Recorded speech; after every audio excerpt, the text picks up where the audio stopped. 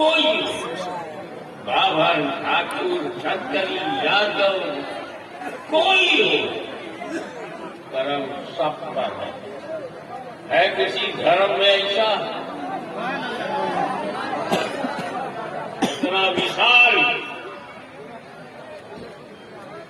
कर्म सब पर है, कोई हो और कहीं हो, ऐसा नहीं कि मदीने में, कहीं हो कर्म सब पर है, कोई हो कहीं हो, चाहे हिंदुस्तान में हो, चाहे पाकिस्तान में हो, चाहे तुर्किस्तान में हो, अरबिस्तान में हो, चाहे इंग्लिशिस्तान में हो, चाहे कब्रिस्तान में हो।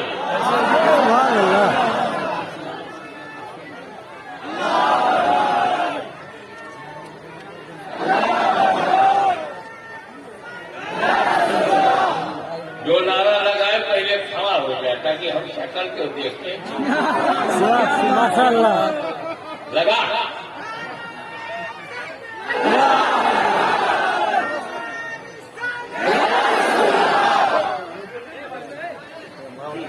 कर्म सब पर है, कोई हो कहीं हो, तुम ऐसे रहमतुल्लिल आलमीन।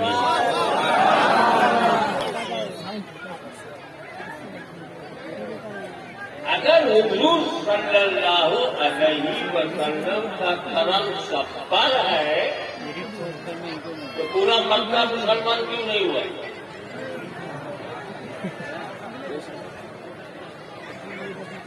अबू बकर सिद्दीक़ अकबर गए, अबू जहल जहालत का बाप ही रहा, अबू लहब जैसा चचा जहन्नम से नहीं बचा। माशाअल्लाह क्या बात है।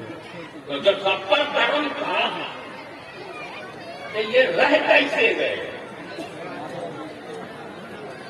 क्या रसूल ने चुन चुन कर सिलेक्टेड कर्म किया?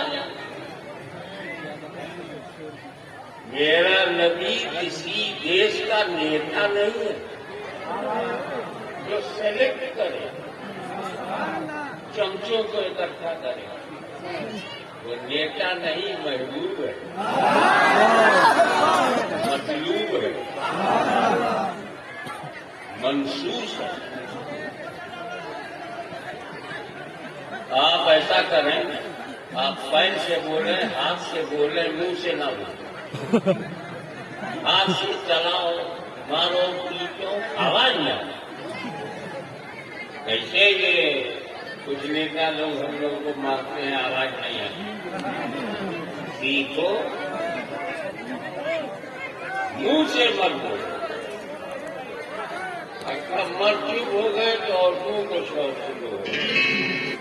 कर्म सब पर है, तो जब सब पर है तो सबको फायदा क्यों नहीं हुआ?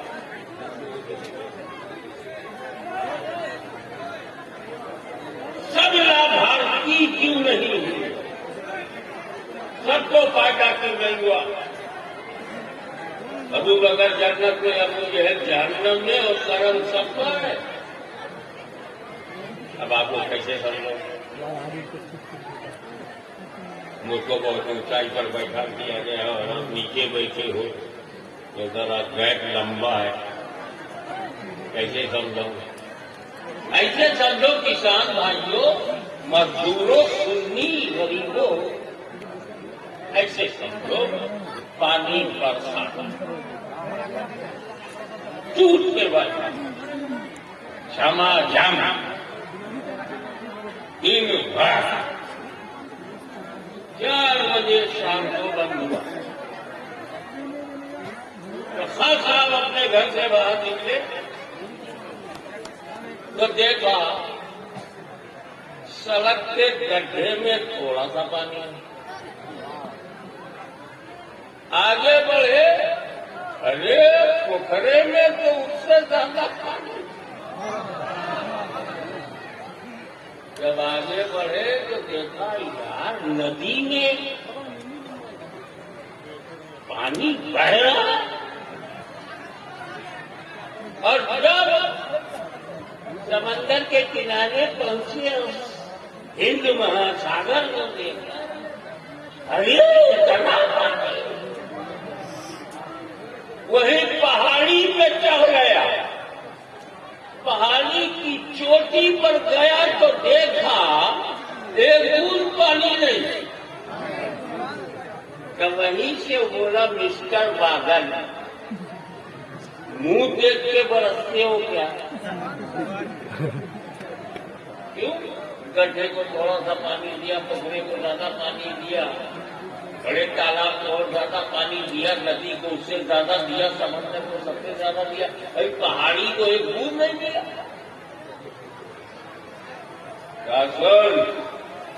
मैं आसमान का बादल हूँ। देखे कितने लोग कैच करता था। मैं आसमान का बादल हूँ, पंजाब का बादल नहीं। जो परिवार देखूं, हाल औलाद को देखूं, मैं पंजाब का बादल नहीं, आसमान का बादल हूँ। मैं मुंह देख के नहीं बरसा, इंसाफ से सब पर बराबर बरसा। जितना गरीब के झोपड़े पर बरसा, उतना ही अमीर के बंगले पर।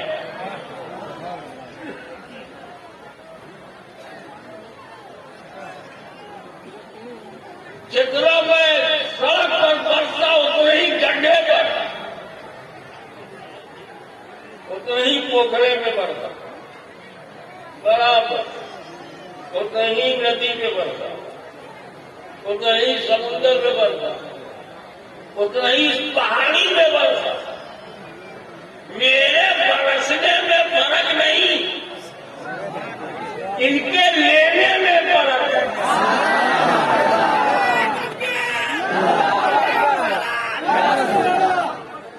मेरे बरसने में फर्क नहीं, इनके लेने में। जिसने जैसा दामन फैलाया उसको वैसा ही मिला। अली मुर्तजा ने अपना दामन फैलाया, भर गया। उस्माने गनी ने ज्यादा फैलाया और भर गया। फारूक आजम ने दामन फैलाया और बढ़ गया। सिद्दीक अकबर ने सबसे ज्यादा दामन फैलाया, सबसे ज्यादा मिला। ये अबू जहल एंड कंपनी अमन से पहाड़ी की तरह सीधा चाले खड़ी गई और गर्व से कहती थी मैं पहाड़ हूँ। गर्व से बोलो मैं पहाड़ हूँ। किसी घमंड में दामन फैलाया ही नहीं, एक बूंद पानी नहीं मिला। मिला तकबीर, मेरे नबी अबले रहमत बनकर सब पर बरसे। जिसने जितना दामन फैलाया उतना फैलिया।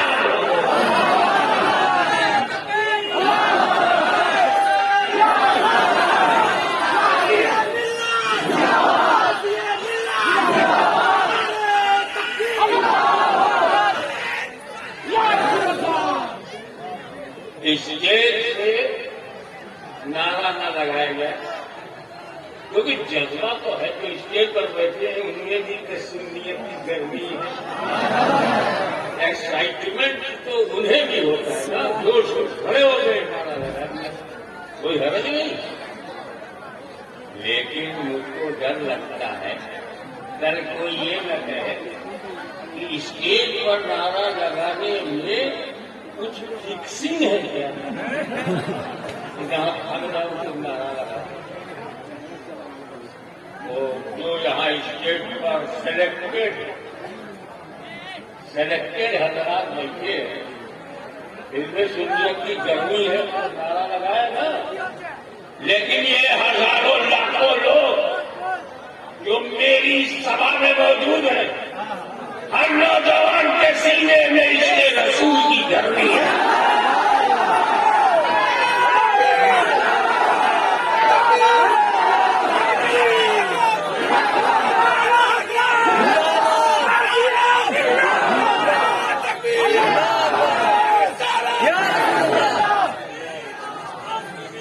जब आवाम इकट्ठा होती है तो सत्ता परिवर्तन होता है। मंच से इंकलाब नहीं आता, जनता से इंकलाब आता है।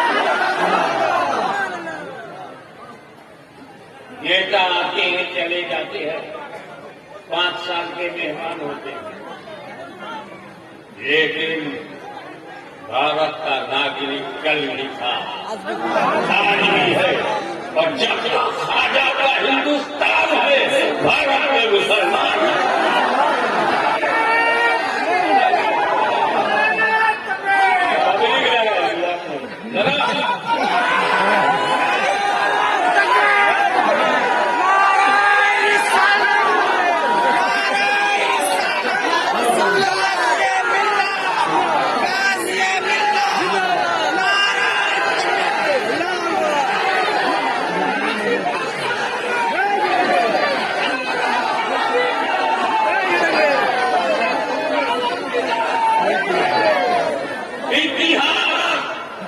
इतिहास साक्षी है कि मुसलमानों को मिटाने वाली ताकतें मिट गई। उनका नाम नहीं मालूम। जब खानदाने फातिमा को मिटाने के लिए यजीद निकला, हुसैन की नस्ल छा गई, यजीदी नस्ल खत्म हो गई। हमें डराओ मत सोशल मीडिया में। हम बद्र में नहीं गिरे, उहुद में नहीं गिरे, खैबर में नहीं गिरे, करबला में नहीं गिरे, बंगाल में नहीं गिरे, बिहार में नहीं गिरे, भारत में नहीं गिरे, तो ये कुछ छोटी छोटी चंदेबाज पार्टी आगे चली है। वो गिरता है जिसकी जड़ें कमजोर। इस्लाम द्वारा बाप भी नहीं मिटा सकता, क्योंकि इसकी जड़ों में हुसैन का खून है।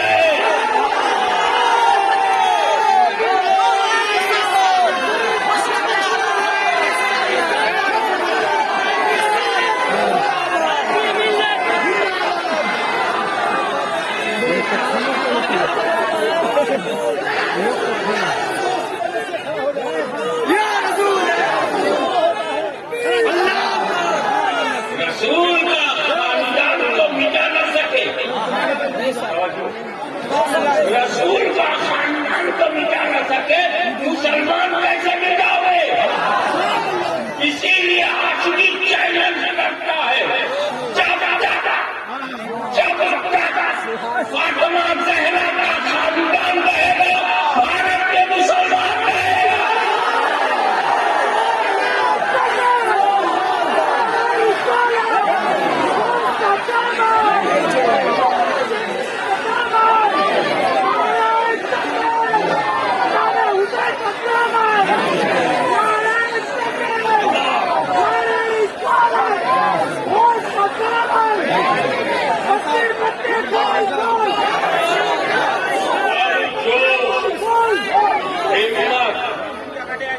जज्बा से भरपूर हो गए तो कम टू दी पॉइंट।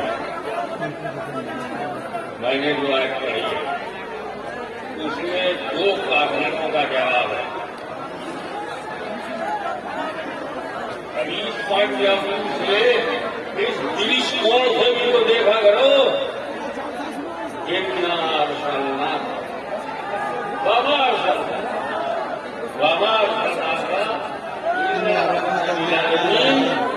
कानूनों ने जो एक तलाश किया था, उन्हें बोलने नहीं दिए, उनके मुकद्दर में तक नहीं है।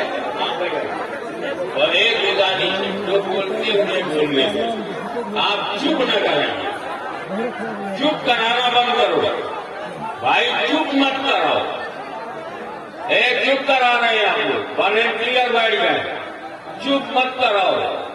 वो ऊपर से बोले, नीचे से बोले, बोले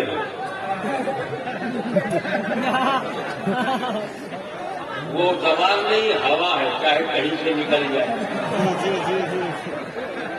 आप चुप कराना बंद कर दीजिए, वॉलंटियर साहब बैठ जाइए, और जो बोलते उन्हें बोलने दीजिए प्लीज। काफिरों के सामने नहीं बोलते, कम से कम अपनों में तो बोल रहे हैं। काफिर आ जाए कोई बजरंग दली तक चुप रहे,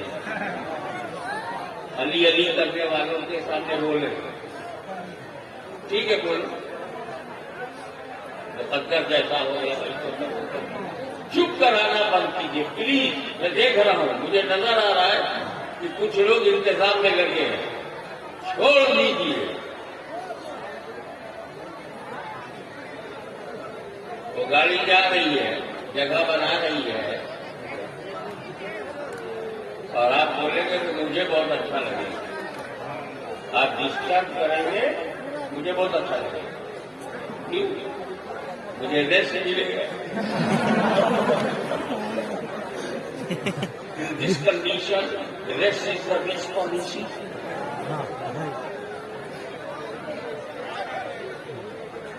इसमें दो ऑब्जेक्शन का जवाब है।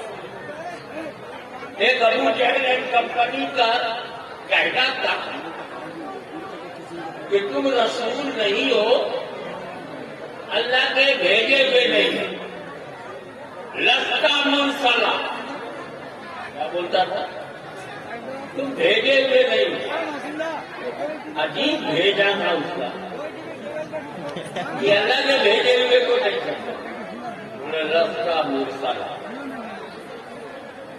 अल्लाह ने अपने आपको नहीं भेजा।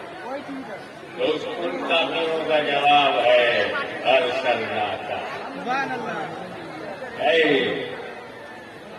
हमने भेजा है। अब एक दूसरे काफिर हैं जो कभी कभी नमाज पढ़ते हुए वे दिखते हैं।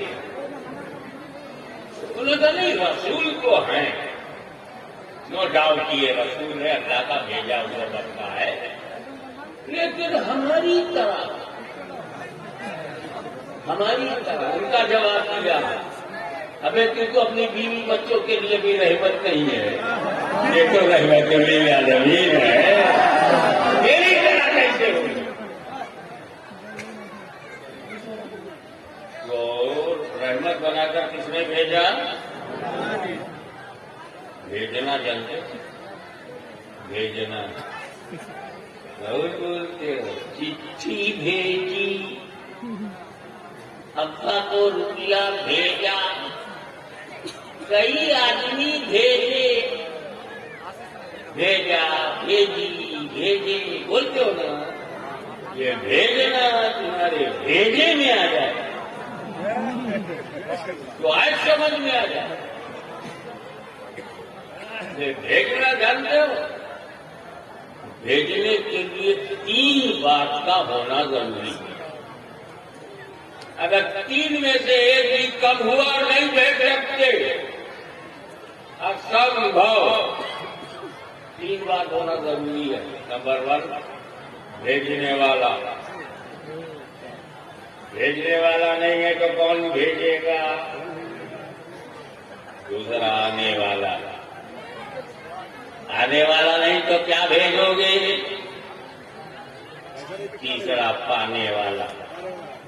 पाने वाला नहीं, कहाँ भेजोगे? पहले जमाने में पोस्ट कार्ड भेजते थे तो भेजने वाला मैं, जाने वाला पोस्ट कार्ड, पाने वाला एड्रेस। अभी मैं कोई हज करके आता है, जमजम खजूर भेजता है तो भेजने वाला हाजी, जाने वाला खजूर, पाने वाला उसका दोस्त। अगर ये 3 में से भी कम हो जाए तो क्या भेजोगे? कौन भेजेगा? कैसे भेजेगा? क्या भेजेगा? और अल्लाह ने कहा मैंने भेजा है, रसूल को भेजा है, तो इस भेजने में भी 3 चाहिए। भेजने वाला, आने वाला, पाने वाला। अब तीनों है। भेजने वाला अल्लाह, आने वाले रसूलुल्लाह, और बंदों की तरह अल्लाह ने रसूल को बंदों की तरफ भेजा। भेजने वाला अल्लाह, आने वाले रसूलुल्लाह, बंदे। तो बीच की कड़ी कौन है? अल्लाह और बंदे के बीच की कड़ी। और एक बात याद रखो, जो बीच में होता है न ऊपर के बराबर होता है न नीचे के बराबर। जो जो बीच में होता है। एक लड़का आया घर पे, गए I stood second division in my examination. गए, मैंने जब अंग्रेजी पढ़ना शुरू किया तो मैंने पूछा, भैया अब्बा को क्या कहते हैं अंग्रेजी में? बोले फादर। जब देश ने बहुत तरक्की कर ली, 70 वर्ष के बाद कहा जाना डैडी, फादर गायब, डैडी। और 2014 के बाद डैड। अभी तक तो डैड है, अल्लाह जाने कब डेड हो जाए।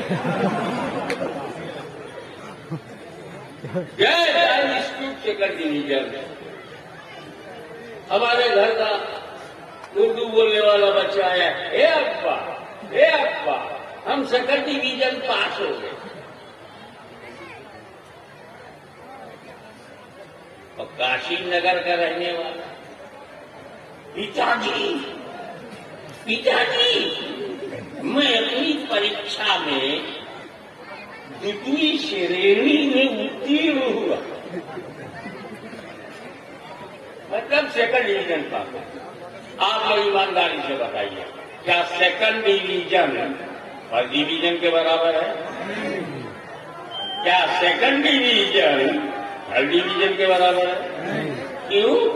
अबे वो बीच का डिवीजन है, जो बीच में होता है, न ऊपर के बराबर न नीचे के बराबर। ए रसूल, तुम्हें खुदा ने अपने और बंदों के बीच ही कड़ी बनाया। मेरा नबी खुदा और बंदे के दरमियान की कड़ी है, न खुदा के बराबर है न बंदों के बराबर है। जो खुदा के बराबर कहेगा वो गाली है, गाली। और जो बंदों के बराबर कहेगा वो बागी है, बागी। ये सुन्नियों का मुकद्दर है, न गालियों में है न बागियों में।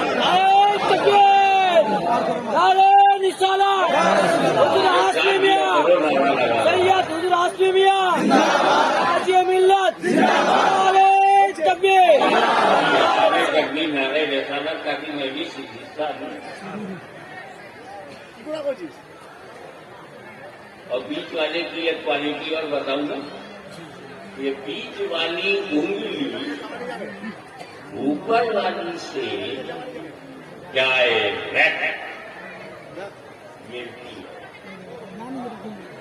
बीच वाली उंगली ऊपर वाली से डायरेक्ट खटाखट झटाखट पटापट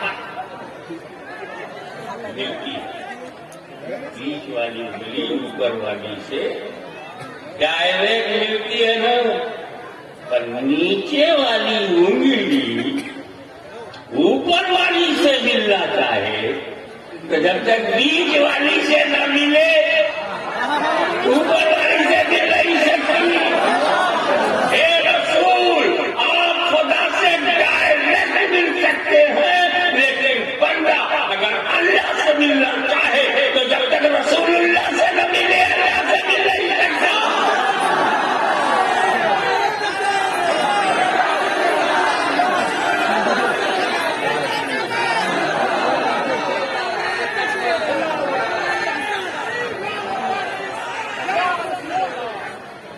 आपको एक ऐसा उदाहरण बहुत मशहूर है। 13 साल तक कहीं और रहता था हरण, ये उदाहरण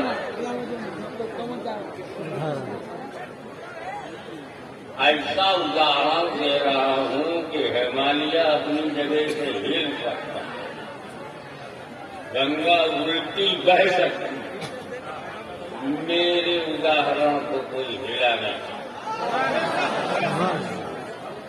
आओ आलम हयात में, विचारों की दुनिया में देखे 14 को साफ करने क्या था। ईमान नहीं लाए थे तो उनका नाम था उमर इब्ने खत्ताब। ईमान नहीं लाएगा। और हुजूर की बड़े मुखालिफ पक्की दुश्मनी रखते थे। सुस्त काबे की तरफ, काबे की दीवार से पीठ लगाकर बैठे। काबे का अदब भी नहीं किया। पीठ लगाना अदब नहीं है। काबे की दीवार से पीठ सटाना अदब नहीं है। और सटा के बैठे। अब काहे को अदब करें जब ईमान नहीं है? तो जहां तुम ये देखो कि काबतुल्लाह की तरफ कौन पीठ किए हुए है या रसूलुल्लाह की जाली की तरफ कौन पीठ किए, समझ जाना। ये अदब कैसे करें जब ईमान नहीं है? पेड़ लगाए बैठे थे, इतने में एक चुगलखोर आया। चुगलखोर चुगली खाने वाला, इधर की उधर, उधर की इधर। हमारी जमात में चुगलखोर बहुत एक्टिव है। कर्मठ सदस्य है चुगलखोरी संगठन के। चुगली खाता मेरे पास आया, हाशमी मियां आप मोदी शासन के बेटे हो, शेखुल इस्लाम के सगे भाई, गौस आजम की औलाद है आप। आपको कोई तकलीफ? अरे मुहद्दिस आजम का मैं बेटा बना, आपका क्या देना देना? नहीं, ये नहीं है। मैं मुफ्ती साहब के पास गया था, तो मुफ्ती साहब आपको ये कह रहे थे, ऐसा कह रहे थे, वैसा कह रहे थे, ये भी कह रहे थे, बड़ा बुरा कह रहे थे। मैंने कहा सख्त मिलता। मुफ्ती साहब इतने पढ़े लिखे काबिल आदमी है और इतना झूठा इल्जाम लगा रहे। मैं अस्तगफिरुल्लाह पढ़ने लगा। मेरे यहाँ से उनके मुफ्ती साहब के यहाँ गया, मैं हाशमी मियां से मिला था। वो आपको ये कह रहे थे, ऐसा कह रहे थे, ऐसा कह रहे थे, बुरा कह रहे थे। मुफ्ती साहब फिर माफ तौबा कर रहे, माफ लगा। पूरी दुनिया का सफर किया, पांचों महाद्वीप में तकरीर किया, पूरी दुनिया देखा। इसके बाद भी इतना तजर्बा नहीं कि बिना तहकीक के पर इल्जाम लगा रहे हाशमी मियां। न मुफ्ती साहब ने मुझे कहा था, न मैंने मुफ्ती साहब को कहा था। चुगलखोर अपना काम कर रहे हैं। हमारी जमात में जो गलत फहमी पैदा हुई है वो चुगलखोरों की वजह से। एक चुगलखोर को मैं बुलाया, मैंने कहा भाई चूली क्यों खाते हो? बना सरकार सुबह से शाम तक चूली खाओ, पेट खराब नहीं हो। ज्यादा रोटी खा लो तो पेट खराब होता है, दाल भात ज्यादा खा लो तो, और 4-5 दिन की पुरानी मछली खा लो तो, और माछ भात मिर्ची खाओ, अभी माछ और पेट खराब होता, गैस बनती है। मगर चूली खाने से गैस नहीं बनता। मैंने कहा तो जूता खाओ, जूता खाने से भी पेट खराब नहीं होता। अच्छा भाग यहां से हवा खाओ, हवा खाने से भी पेट खराब नहीं होता। मगर चुगली मत खाओ। इस चोरी से 2 भाई लड़ जाते हैं, बाप बेटे लड़ जाते हैं, 2 आलिम लड़ जाते हैं, 2 पीर लड़ जाते हैं, 2 सिलसिले वाले लड़ जाते हैं। ये चुगलखोरी बंद करो। एक चुगलखोर आया उमर के बाद, तब ईमान लाए नहीं थे, बोले हे उमर सुना क्या 39 अरब मुसलमान हो गए। देखते देखते 39 अरब बिकेम मुस्लिम। उनका ख्याल था हमने रोक रखा है, मक्के में नबी करीम को बहुत सताया है, अत्याचार किया है, तो 10-20 हो गए। जब सुना 39 इट इज नॉट फाइन।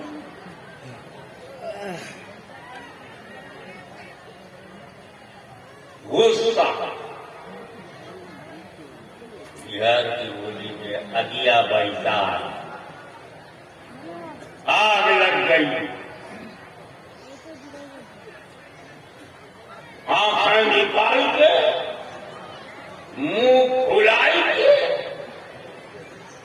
छाती दिखा के 56 इंच की वहीं से लिया। अरे उस दौर की नकल करते हो जब वो कुफ्र में थे, उस दौर की नकल करो जब ईमान में आया। छाती दिखा के, मुंह उड़ा के, तलवार निकाल के, धार दिखाई के, हवा में लहराई के, गुस्से में बोले 39 हो गए, 39 बस, अब 40वां नहीं होने दूंगा। क्या बोले? 40वां नहीं होने दूंगा। समझो भाई, कहीं पे निगाहें, कहीं पे निशाना। आप लोग 40वां करते हैं ना अपने बाप? बोले 40वां नहीं होने दूंगा। उनका कहना यह था, जाऊंगा नबी करीम सल्लल्लाहु अलैहि वसल्लम को माशाअल्लाह कत्ल कर दूंगा। जब वही नहीं रहेंगे तो 39 के 39 रह जाएंगे, 40वां कोई होना ही नहीं। 40वां नहीं होने दूंगा। क्या बोले? 40वां ठहर के सो, 40वां नहीं होने दूंगा। अब अगर तुम्हारे गांव में कोई मौलवी बोले 40वां मत करो, झगड़ा मत करना, समझ जाना पुरानी बोली दोहरा रहा। एक बात ईमानदारी से बताओ कि क्या क्या उमर इब्ने खत्ताब ने कहा था 40वां नहीं होने दूंगा। किस हालत में थे? जोर से और जोर से जगा रहा हूं। कुफ्र की हालत 40वां नहीं होने दूंगा। किस हालत में बोले? अब अगर किसी ने कहा 40वां न करो, अब उसकी हालत समझ जाए। और उधर रहमत खुदा देख रहे, क्या बोला था? 40वां नहीं होने देगा। अल्लाह के घर में बैठ के बोलता है 40वां नहीं होने दूंगा। काबे में ये हिम्मत, गुड, इसका इंतजाम खड़ा हो जा। बड़ा यार 40वां रोकने वाला। छोड़ मेरा घर, देख मेरे महबूब का घर। छोड़ मेरा घर, पहुंच जा मेरे महबूब के घर। कत्ल करना चल, हत्या करना अरे तू चल। तो मेरे नबी का मर्डर करेगा, चल। तेरी जो भी नीयत है तू बस चल मेरे नबी का। इतिहास गवाह है, निगाहे रसूल निगाहे उमर, निगाहे उमर निगाहे रसूल से टकराई। दामन उमर को हिलाकर रसूल ने कहा, क्या तेरे ईमान लाने का टाइम नहीं आया? कदम नाज़े मुस्तफा पर जमीनी अकीदत और मोहब्बत झुका कर कहा तो ये कहा, अशहदु अल्ला इलाहा इल्लल्लाह व अशहदु अन्ना मुहम्मदन रसूलुल्लाह व रसूलुहु।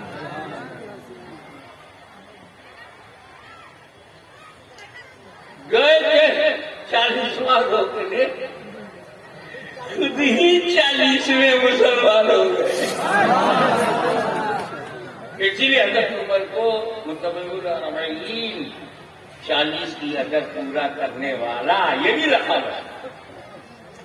तो जब सुन्नियों ने सुना कि फारूक आजम 40वें, फारूक आजम 40वें, जब बंगाल बिहार नहीं पूरे भारत में कसम खा लिया, ईरान रहे चाहे न रहे, सऊदीया रहे चाहे न रहे, हम इस 40वें को नहीं छोड़ेंगे।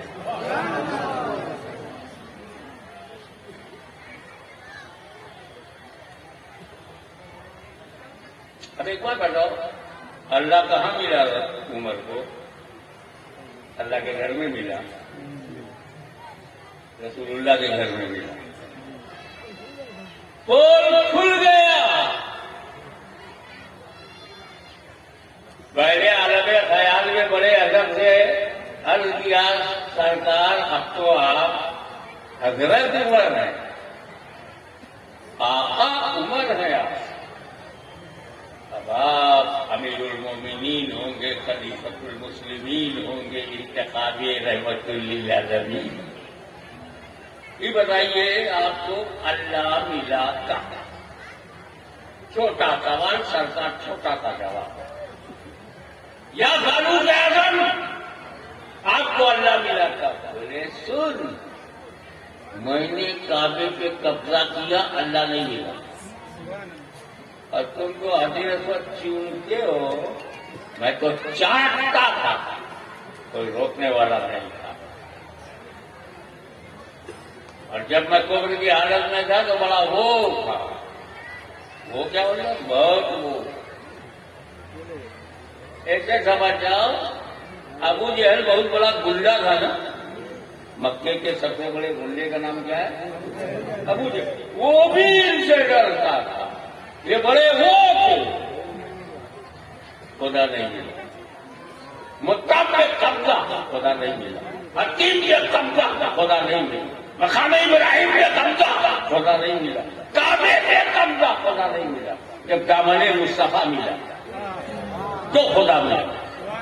फारूक आजम ने हकीकत खोल दी, ए मेरे रसूल का कलमा पढ़ने वालों, काबे पे कब्जा करने से खुदा नहीं मिलता। समझो मैं कहाँ कह रहा हूँ? कहते हमारा कब्जा काबे पे है, हमारा कब्जा मदीने पे, हमारा कब्जा मुसल्ले पर है। इन नादानों से कहो कब्जा से खुदा नहीं मिलता। कब्जा तो अबू जहल का भी था, उमर इब्न खत्ताब का भी था, मगर खुदा नहीं मिला। काबे पे कब्जा करने से खुदा नहीं मिलता, दामने मुस्तफा को पकड़ने से खुदा मिलता।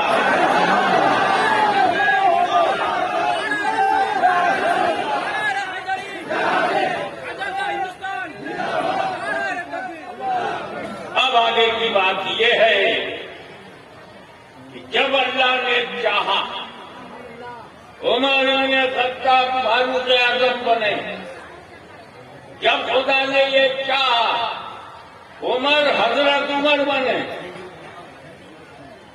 तो डायरेक्ट काबतुल्लाह से नहीं बुलाया, रसूलुल्लाह के पास भेजा।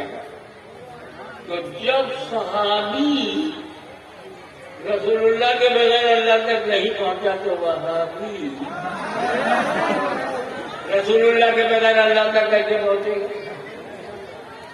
तो अल्लाह ने उमर इब्न खत्ताब को अपने घर से उठाकर कहाँ भेजा? अल्लाह ने रसूल के पास भेजा। ये रसूलुल्लाह से क्या मिले? अल्लाह मिले। अब समझे हम आपको रसूल के पास क्यों ले जाते हैं? वहीं तक जाना तो अल्लाह तक जाना। डायरेक्ट नहीं। अल्लाह को डायरेक्ट पसंद होता तो काबे में बैठे हुए थे वहीं से अपना बना लेता, मगर अल्लाह डायरेक्ट पसंद नहीं करता। इन डायरेक्ट वालों से मैं क्या कहूँ? इतनी बात कह के निकल जाता हूँ। देखना, दुनिया में डायरेक्ट आते नहीं और डायरेक्ट जाओगे कैसे? आओ डायरेक्ट,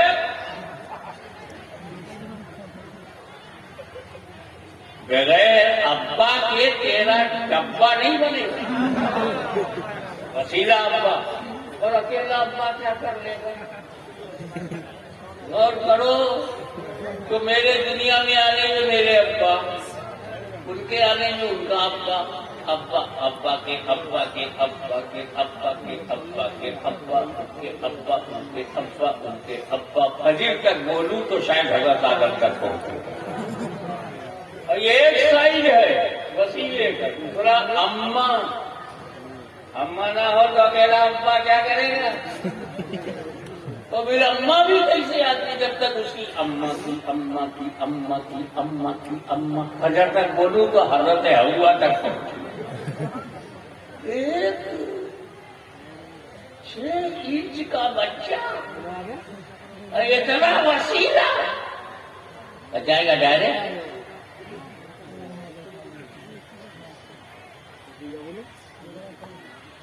देखो हम इस मंच पर आए हैं ना, इस मंच सीढ़ी का वसीला।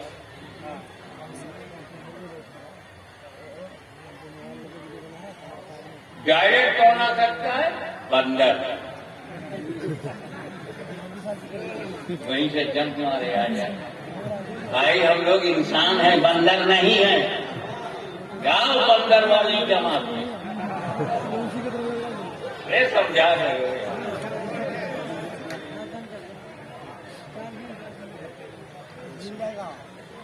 वसीला, एक बात वसीले के बारे में बताऊं। जितना ऊपर जाना हो उतनी मजबूत वसीला हो। अरे ये आप 7-8 फीट ऊपर जाना था, सीढ़ी का वसीला काफी है। लेकिन 3-4 माले पर जाना है तो सीमेंटेड सीढ़ी का वसीला। और ऊपर जाना है 24 माले पर, जब लिफ्ट का वसीला। जगह ऊंचा जाओगे वसीला मजबूत होना, और ऊपर जाना है तब 27,000 फीट ऊपर तो हवाई जहाज का वसीला है। और ऊपर हो तब 200 मील तक तो हवा है, उसके बाद क्या है? स्पुतनिक का वसीला। और ऊपर जाना हो तब, चांद की धरती पर उतरना हो तब रॉकेट का वसीला। जहाज काम नहीं करेगा। कहा समझे? जितना ऊंचा जाना हो उतना ही मजबूत वसीला हो। और मेरे खुदा से ज्यादा, समझो, मेरे खुदा से ज्यादा कोई बुलंद तर नहीं, और वसीलों में मेरे रसूल से ज्यादा कोई वसीला मजबूत तर नहीं। उसकी बुलंदी का जवाब नहीं, मुस्तफा की रसाई का जवाब।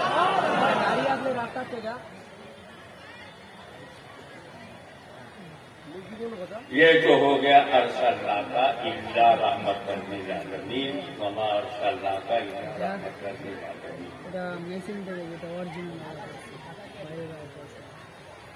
एक अरबी ग्रामर की बात समझाने की कोशिश करूंगा। अरबी ग्रामर में ये होता है कि पहले किसी बात से अगर ना कर दिया जाए और बाद में हाँ किया जाए किसी के लिए, तो वहां सिर्फ का माना बना हुआ। जैसे ला इलाहा, कोई माबूद नहीं है, इनकार कर दिया ना, कोई माबूद नहीं।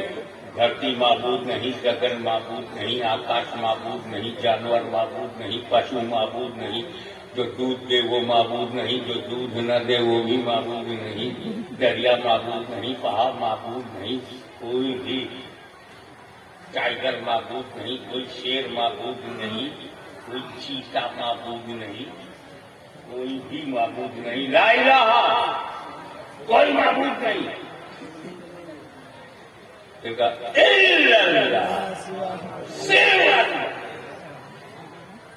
ऐसे यहां भी है, भगवान अल्लाह का मैंने नहीं भेजा है। और भेजने के बाद क्या? कमाल अल्लाह का मैंने नहीं भेजा, इल्ला रहमतुल लिल आलमीन, सिर्फ रहमतुल लिल आलमीन। अंदाजा लगाओ, तुम्हारा रसूल, तुम्हारा नबी, आका मौला सिर्फ रहमतुल लिल आलमीन।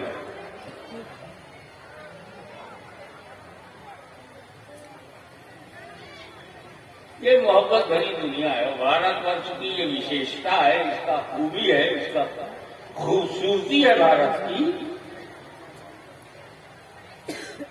कि यहाँ भक्ति है, भक्ति में शक्ति है, यहाँ मीत है, प्रीत है, गीत है, संगीत है, प्रेम है। ये अफगानिस्तान की तरह पत्थरों की दुनिया नहीं है, प्यार की दुनिया, मोहब्बत की दुनिया। 70 साल से नेता लड़ाते लड़ाते मर गए, जनता लड़ने को तैयार नहीं, क्योंकि ये गीत का माहौल है, प्रीत का माहौल है, प्रेम का माहौल। यहाँ चिश्तियों का रंग है, आदरी दबंग है, प्यार और मोहब्बत की दुनिया है। भारत का ये हुस्न है, उसकी ब्यूटी है। न शासक मिटा पाया, न अंग्रेज मिटा पाया, न ये रंगरेज मिटा रहा। ये भारत का हुस्न है। This is the beauty of India. यहाँ भाई भाई में प्यार है, भाई बहन में मोहब्बत है, दोस्त से मोहब्बत है, पीर से मोहब्बत है, उस्ताद से मोहब्बत है, गुरु से मोहब्बत है। और गुरु से जितनी मोहब्बत है कि संत कबीर ने कहा, गुरु गोविंद खड़े कापे लागू पाए, बलिहारी गुरु आपने गोविंद जी बताए। ऐसा गुरु का मामला था। और कुछ लोग तो देश को गुरु नहीं बनाए, मगर विश्व गुरु बनाने के चक्कर में। ठीक है, बनाओ, मगर ये भारत की सुंदरता है। यहाँ प्रेम है, मोहब्बत है। कुछ बाहर से नफरत वाले आए थे, मोहब्बत वालों ने वापस कर दिया। चलो नहीं करने से बात, ये मोहब्बत की। और इन मोहब्बतों में कुछ ऐसे मित्र मिलते हैं, उनकी मोहब्बत का जवाब नहीं।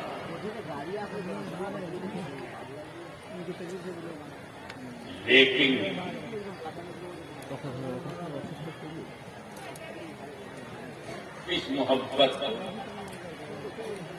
इस मोहब्बत भरी दुनिया में दोस्त की मोहब्बत को मोहब्बत कहते हो,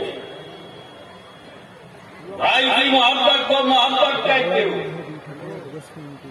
बाप की मोहब्बत को शफकत कहते हो,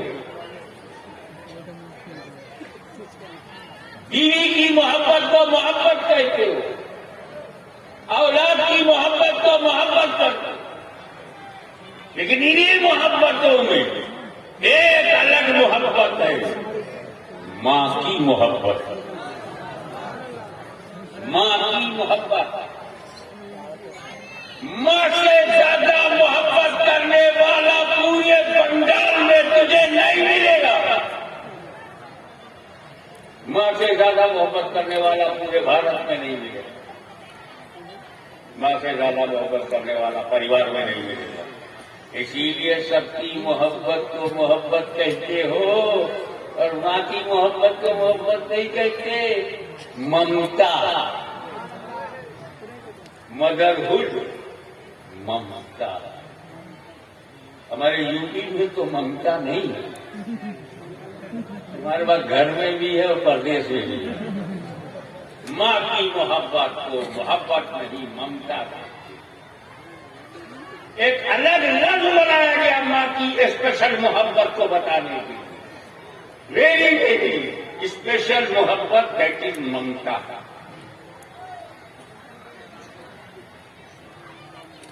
अगर एक लड़का बोले, अम्मा बोलो तो दुबई चला जाऊं, वहां मेरे को 10,000 रुपया मिलेगा। और बेटा मेरे यहाँ गांव में रहते हो, तो कहा 2,000 मिलेगा। बेटा ये 2,000 ले ले, 10,000 के लिए मेरी आंखों से दूर ना हो। ये बाकी मोहब्बत, मैं झाड़ू बर्तन करके तुझे पाल लूंगी, मगर मेरी नजरों से तू उजलना। मैं अपनी माँ बहनों को समझाना चाहता हूं कि मैं बहन की मोहब्बत को भी मानता हूं, बीवी भी अपने शौहर से मोहब्बत करती है। कब करती है? हर बीवी अपने शौहर से मोहब्बत करती है। कब? जब उसका शौहर जवान हो, खाने के लिए रोटी और पहनने के लिए कपड़ा और रहने के लिए कमरा दे, तब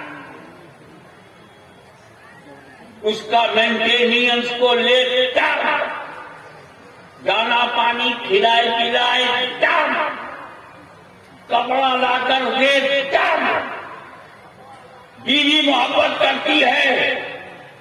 जब बीवी की ख्वाहिश को पूरी करे, तब बीवी की जरूरत को पूरी करे, तब तो बीवी ने मोहब्बत किया। जब तू जवान था, बीवी की जरूरत पूरी कर सकता था, लेकिन मां ने तुझसे तब मोहब्बत किया जब तू हिल नहीं सकता था, तू बोल नहीं सकता था, खुद से पेशाब साफ नहीं कर सकता था।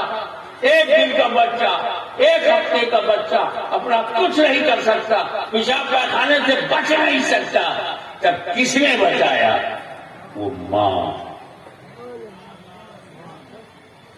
9 महीने पेट में रखने वाली मां, 9 महीने तक दर्द और दुखावे का झटका झेलने वाली मां, जिंदगी और मौत की लड़ाई लड़ने वाली मां, 9 महीने के बाद पीड़ा से पैदा किया तुझको तेरी मां, दुखों को झेले मां, तकलीफें उठाए मां, बच्चे को संभाले मां, सर्दी से बचाए मां, गर्मी से बचाए मां, छाती का दूध पिलाए मां, ऐसी मां की मोहब्बत का जवाब है। तुम सारी जिंदगी अपनी मां का पैर चूमते रहो, पूरी लाइफ हक अदा नहीं हो, माँ बाप का हक अदा नहीं हो। सारी जिंदगी अपनी माँ की हाँ में हाँ मिलाते रहो, हक अदा नहीं हो। गुलाम बन जाओ, हक अदा नहीं हो। इसीलिए माँ का जवाब है।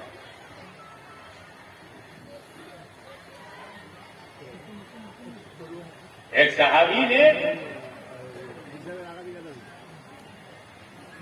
मोहब्बत में एक मन्नत मान लिया, ये अल्लाह अगर मेरी मन्नत पूरी हो गई तो मैं जन्नत की चौखट, ऊपर वाली चौखट को और नीचे वाले दरवाजे की चौखट को चूमूंगा। अल्लाह का करम देखो मन्नत पूरी हो गई। अब सहाबी की समझ में आया कि मैं जन्नत में जाऊंगा तब चूमूंगा, तो ये मन्नत तब तक उधार। सीधे चले गए सरकार के पास। हर दर्द की दवा है सल्ले अला मोहम्मद।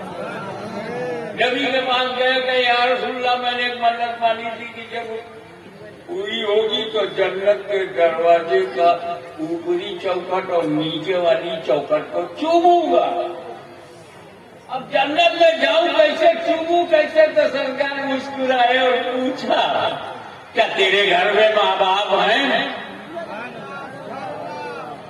अंदाजा लगाइए, क्या तेरे घर में माँ बाप है? कहा या रसूलल्लाह, अल्हम्दुलिल्लाह मेरे बाप भी है और मेरी माँ भी है। कहा जा अपने बाप का माथा छू ले और अपनी माँ के कदम को छू ले, जन्नत की चौखट चूम लिया।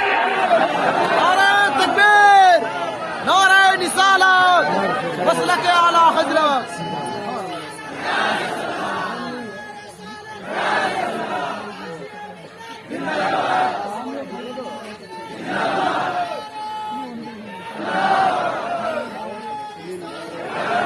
आगे मैं फुकहाए और जाम मुफ्तियाने कराम की बात करूं।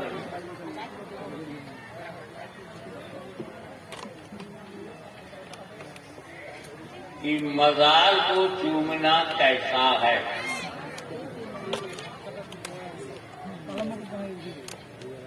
मुफ्तियाने कराम में से कुछ ने कहा बिल्कुल नहीं सुन सकते।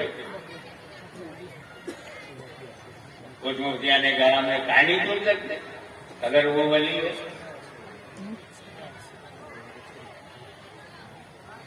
एक नहीं है, मतभेद है।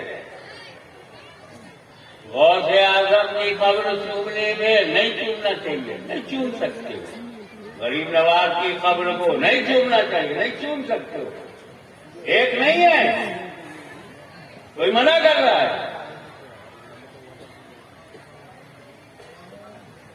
हमारी समझ ही नहीं आया क्यों मना कर रहे हैं। आला हजरत अजीमुल बरकत मुजद्दिद मिल्लत इमाम अहमद रजा साहब एक ऐसा तरीका बताया कि कुल समझ नहीं आया। अरे तू पाप की गठरी लेकर के गरीब नवाज के सामने गया है, तेरी हिम्मत कि तू मजार से लब लगा दे, हाथ बांध करके दूर से खड़ा रहे ताकि मालूम हो मुजरिम पनाह चाहता है। बड़े प्यार से समझाता।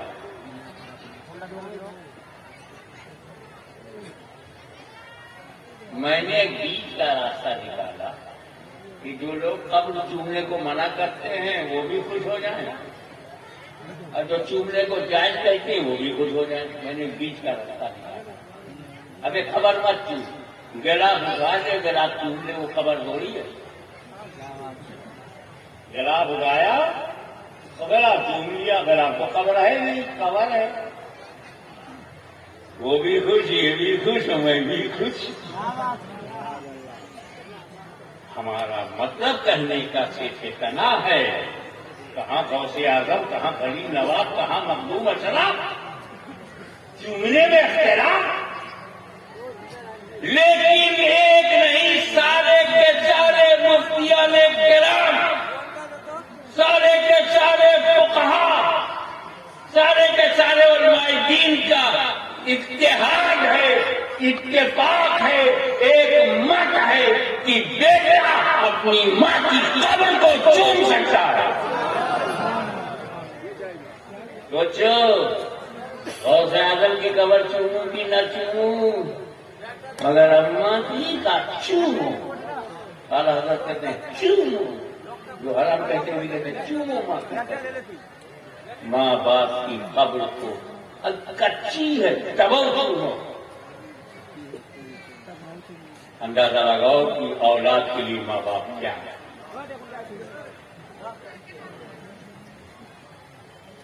एक सहाबी आए हुजूर के पास, या रसूल अल्लाह, मेरे अब्बा बगैर पूछे मेरी पॉकेट से रुपया निकाल लेते हैं, मैं क्या करूं? विदाउट परमिशन अब्बा नोट निकाल लेते हैं। तो सरकार ने क्या कहा, अंटा वो मालो का ले, अभी तू तेरा माल सब तेरे बाप का, तुम प्रॉपर्टी हो अपने बाप की। कैसे हिम्मत पड़ी आदेश देने की? तो माँ के कदमों के नीचे जन्नत, और अम्मा घर में, तो जन्नत घर ही में तो है। काहे बीवी के चक्कर में जन्नत छोड़ देते? जी बेशक। औलाद के चक्कर में जन्नत छोड़ देते, क्योंकि माँ से ज्यादा चाहने वाली कोई दुनिया में मोहब्बत करने वाली नहीं। लेकिन एक वक्त ऐसा आता है कि माँ भी कोई मदद नहीं करती, माँ की मोहब्बत रुक जाती है, माँ की ममता ठहर जाती है। उस वक्त न माँ न बाप। अरे तुमने देखा नहीं कि जब एक नौजवान मर गया, नहलाया गया, कफनाया गया, कब्र में दफनाया गया, और वहीं वो इंतजार कर रहा, शायद मेरा कोई दोस्त मेरा सहारा बन जाए, नहीं, कोई कब्र में जाने को दोस्त तैयार नहीं। भाई अलग चला गया, इंतजार करता था कि मेरा बाप जिसने मुझे सीने से लगाया, कंधे पर बिठाया, पढ़ाया, लिखाया, खिलाया, पिलाया, वो तो इस हालत में मुझे छोड़ेगा नहीं। लेकिन जब फातिहा पढ़ के अम्मा भी चले गए तो इंतजार करने लगा कि ठीक है सब छोड़े मगर अम्मा नहीं छोड़ेगी। अम्मा घर से निकली नहीं, कब्र के अंधेरे में, कब्र जो क्या हुआ उसको जबान से दिल से कहना चाहता हूं, कब्र के अंधेरे में बेचारा मजबूर बेचैन इंतजार में आगे पधरा गई। न बाप आ रहा है, न भाई आ रहा है, न दोस्त आ रहा है, न यार आ रहा है, न बहन आ रही है, न बीवी आ रही है, न बच्चे आ रहे हैं। तो ये है कि मेरी माँ भी नहीं। मायूसी के अंधेरे में घुट घुट कर मरने वाला, माँ के इंतजार की गर्मी से बदहवास, माँ की ममता नहीं, बाप की शफकत नहीं, दोस्ती नहीं, यार की यारी नहीं। मैं अकेला कब्र के अंधेरे में बेकसिया मजबूरी की हालत में हूँ। काश मेरी माँ आ जाती, मुझे दिलासा देती, वो माँ तो नहीं आई। तब रहमतुल लिल आलमीन की रहमतुल लिल आलमीन ने आवाज दी, ए उम्मती मत घबरा, जहां माँ का चेहरा नहीं तेरे नबी का जलवा लगा है।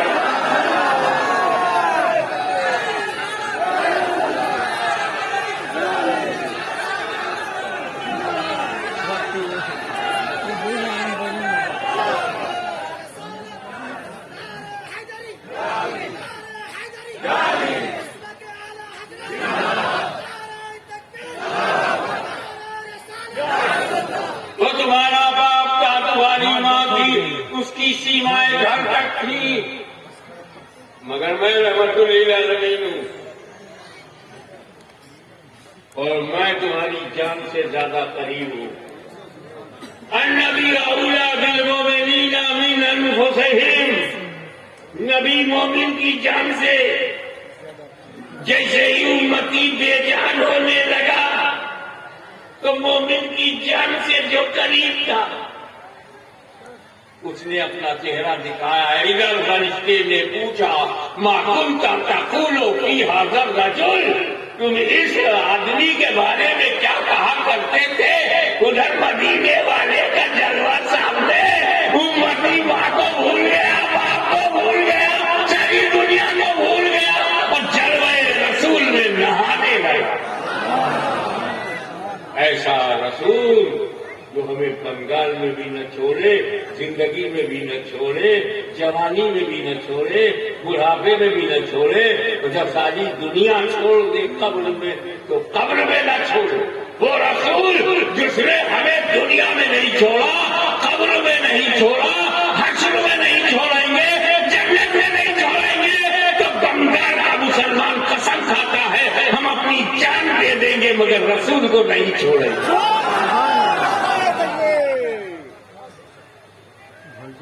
हर आलम की रहमत है, इसी आलम में रह जाते, ये उनकी मेहरबानी है जो ये आलम पसंद आया।